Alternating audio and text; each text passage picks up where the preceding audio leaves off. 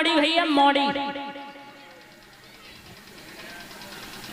ऐसा क्यों परीक्षित महाराज? क्या बेटी बेटों से कम है? बेटी क्या नहीं कर सकती है महाराज? बेटियां तो वो करती हैं जो तुम्हारे ये बेटे करके नहीं दिखाते हैं, वो बेटियां करके दिखा देती हैं। आखिर क्यों भेद है? क्या बेटी संतान नहीं है तुम्हारी? सिर्फ यही है ना कि कहीं बेचारी जन्म लेती है तो कहीं जाकर के अपना जीवन व्यतीत करती है। लेकिन ध्यान रखना मेरे श्रोताओं, आप बाप बन सकते हो, पिता बन सकते हो, लेकिन बाबुल नहीं बन सकते। बाबुल तो तभी बनते हैं जब एक घर में कन्या होती है, उसके पीले हाथ करते हैं, तब बाबुल बनते हैं। ये कन्या धन हर किसी को प्राप्त नहीं होता है माताओं, बड़े किस्मत वालों को कन्या मिलती है। और जितना तुम लाड इन बेटों से कर रहे हो, देखा भी होगा आपने परीक्षित महाराज, जितना प्रेम तुम इन बेटों से कर रहे हो, पढ़ा लिखा रहे हो, बड़ा कर रहे हो, एक दिन वो होगा कि बुढ़ापे पर तुम में लात मार देंगे, ठोकर मार देंगे, दूर कर देंगे जाकर के। एक गिलास पानी के लिए तुम्हें बेटे तरसा देंगे। लेकिन बेटी वो होती है, अगर ससुराल में पहुंच जाएगी तो ससुराल में पहुंचने के बाद हर समय अपने पीहर का ख्याल रखेगी। फोन करके पूछेगी पापा कैसे हो, मम्मी कैसी है, भाई तू कैसा है, अरे सब काम तो ठीक हो रहा है, सब ठीक है ना? ये बेटी पूछती है। बेटा सिर्फ एक ही कुल की लाज को रखता है, लेकिन ये बेटियां दो दो कुलों की लाज को रखती हैं।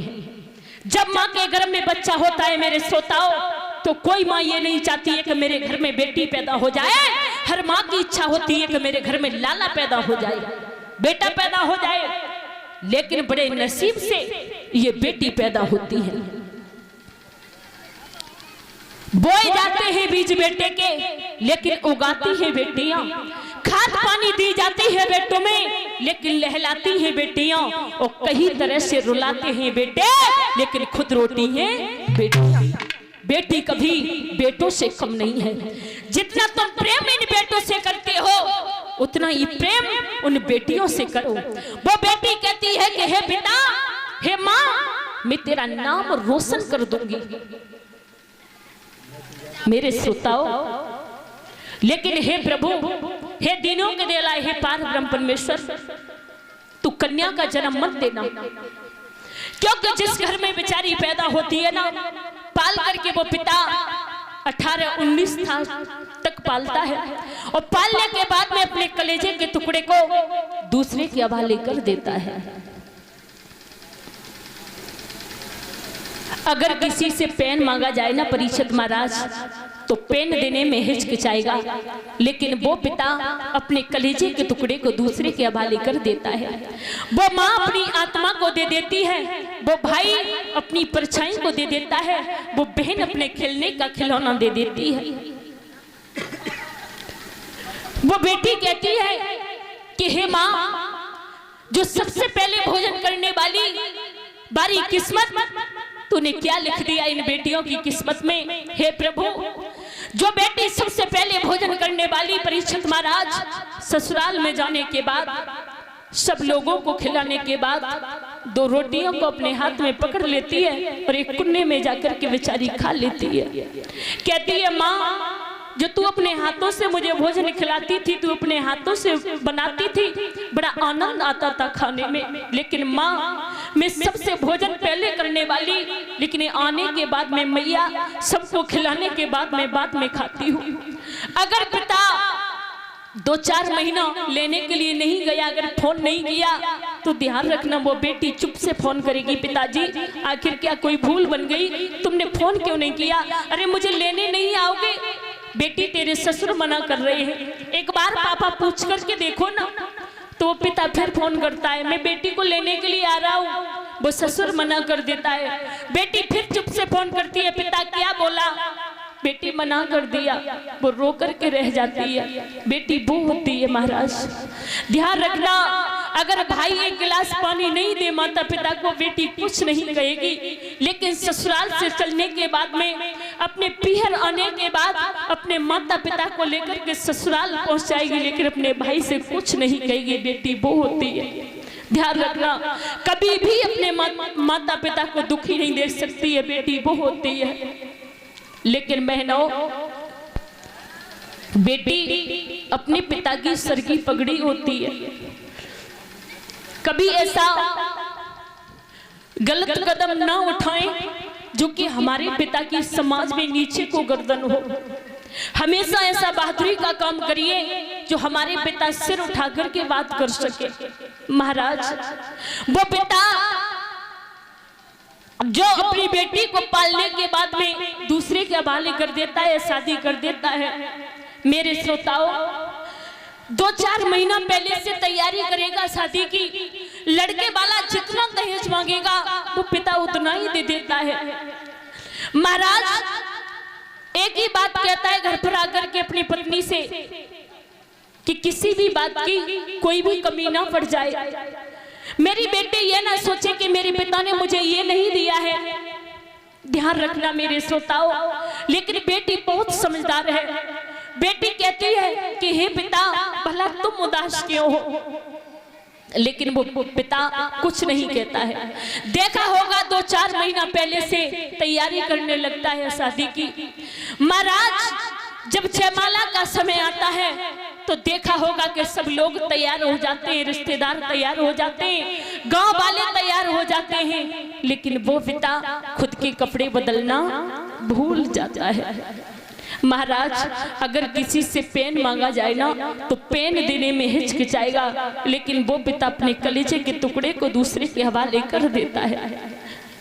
महाराज, विदा करने के बाद में बेटी को डोली में बैठाने के बाद एक कुंडी में जाकर के गिर जाता है। कहता है भैया 2-4 दिन तक मुझसे बात नहीं करना, क्योंकि मेरे अंदर वो शक्ति नहीं है, मेरे अंदर वो क्षमता नहीं है जो मैं तुमसे बात कर लूं। जो मेरे घर की लक्ष्मी थी वो चली गई। भाई रोता है, कहते भाई तू क्यों रो रहा है? तो वो भाई कहता है क्या बताऊं भैया, हर समय हर वक्त मेरा ख्याल रखने वाली मेरी बहन चली गई। मैं मारता रहा, झगड़ता रहा, लेकिन उसने फोन करके मुझे पूछा कहाँ है, अरे क्या मर रहा है, अरे तुझे खाना नहीं खाना। जब तक मैं नहीं आया तब तक उसने भोजन नहीं किया। महाराज, बेटी वो होती है, लेकिन हे प्रभु, एक पिता कहता है कि हे बेटी,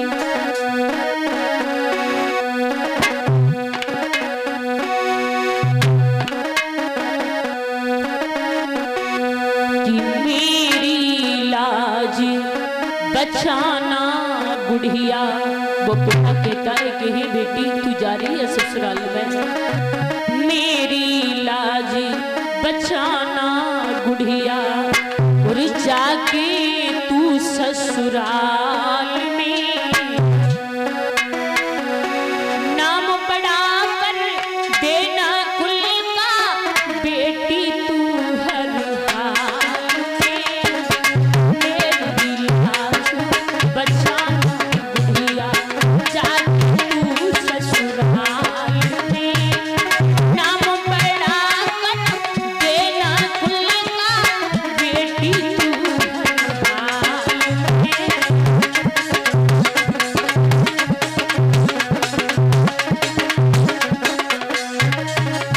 हे बेटी, तू जा रही है ससुराल में, बड़े लाड से बड़े प्यार से माँ ने दूध पिलाया था।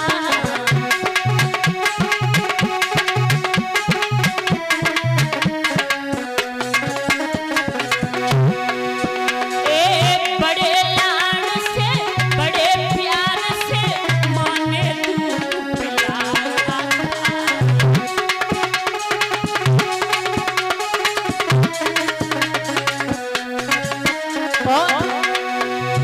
एक अंगुली पकड़ के तेरे बबुल ने चलना तुझे सिखाया था।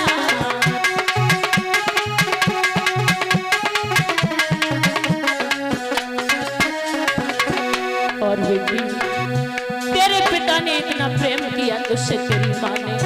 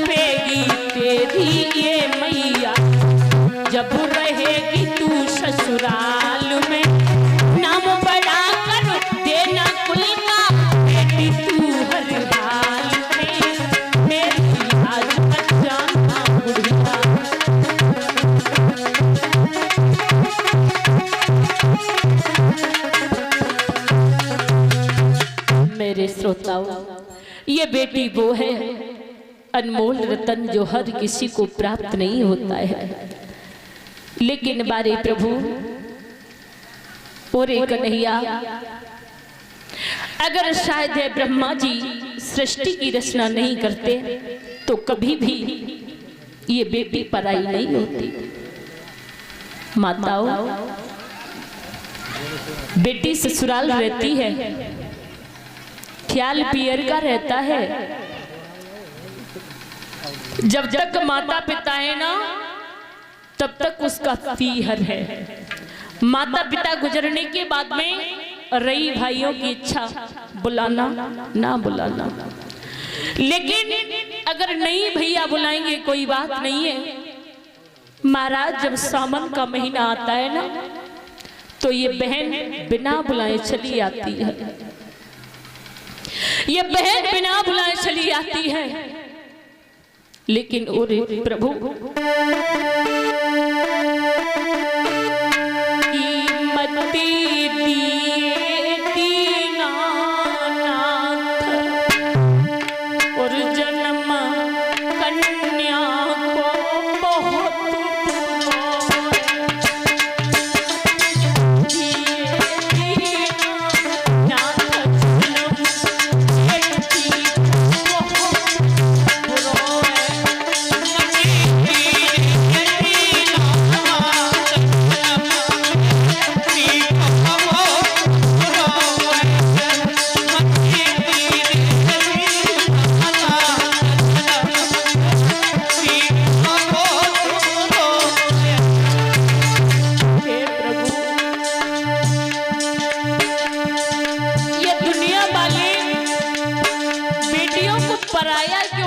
सिर्फ ये बता दे कन्हैया,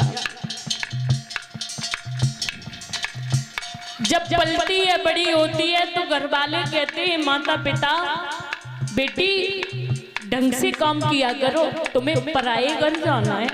छाती फट जाती है, ससुराल में पहुंच जाती है, कोई काम बिगड़ जाता है तो सास ससुर कहते हैं तेरी माँ ने कुछ सिखाया नहीं था। अरे पराये घर से आई है, भला ये क्या जाने। ए प्रभु, बेटियों का घर कहाँ है, सिर्फ ये बता दो।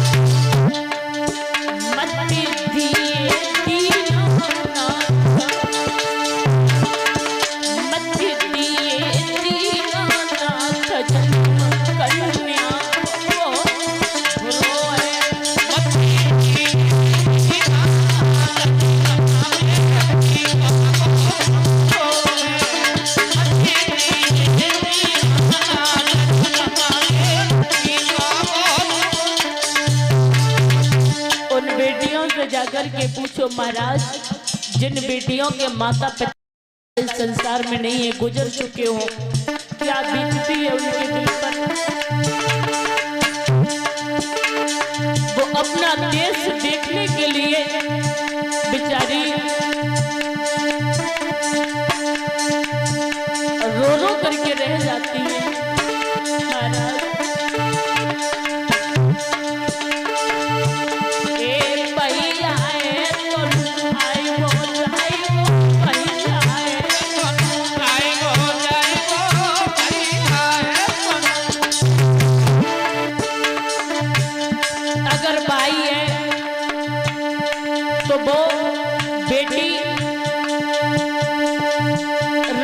रक्षाबंधन पर बिना बुलाए आएगी। ए भैया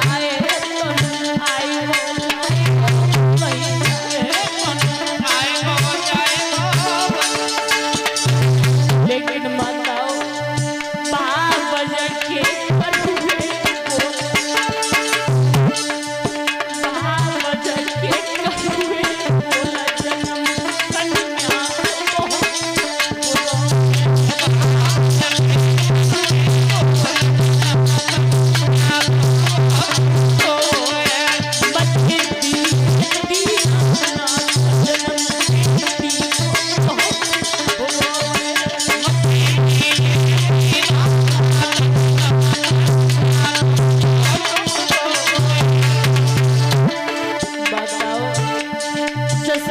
जाने के बाद में वो बेटी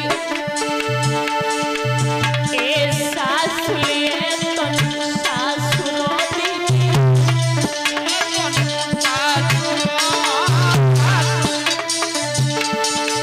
ससुरा की लाज जन्म कन्या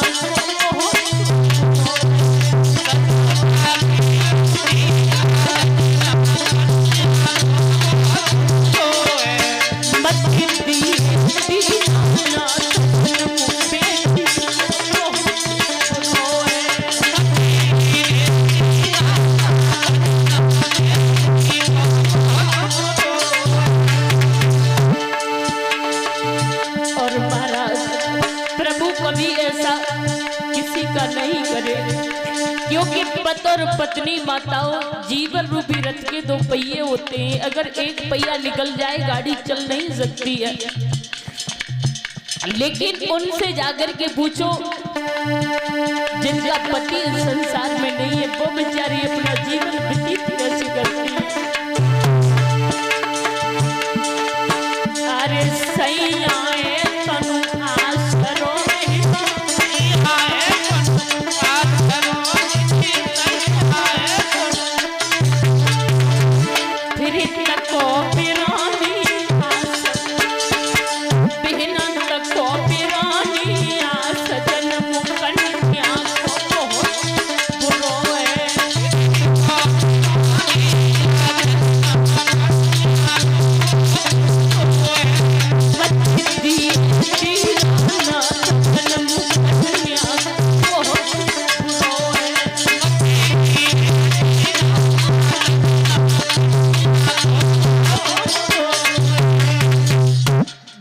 वो होती है बेचारी जो बिलखती हुई रह जाती है। माताओं बेटियों का कहीं ठिकाना नहीं है।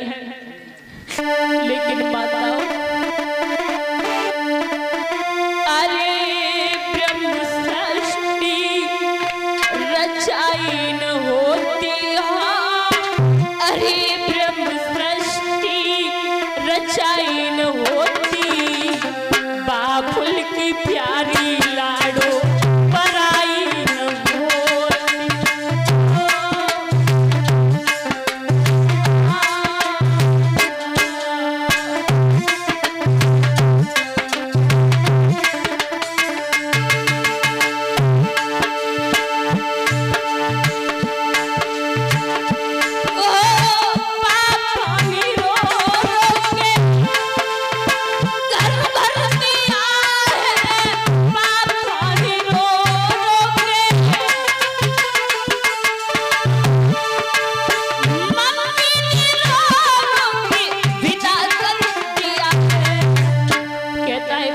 बेटी